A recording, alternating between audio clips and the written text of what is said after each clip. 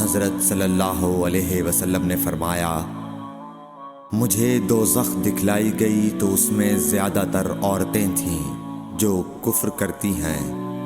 کہا گیا، حضور کیا وہ اللہ کے ساتھ کفر کرتی ہیں؟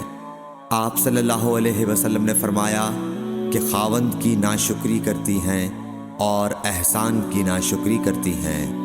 اگر تم عمر بھر ان میں سے کسی کے ساتھ احسان کرتے رہو، پھر تمہاری طرف سے کبھی کوئی ان کے خیال میں ناگواری کی بات ہو جائے تو فوراً کہہ اٹھے گی کہ میں نے کبھی بھی تجھ سے کوئی بھلائی نہیں دیکھی۔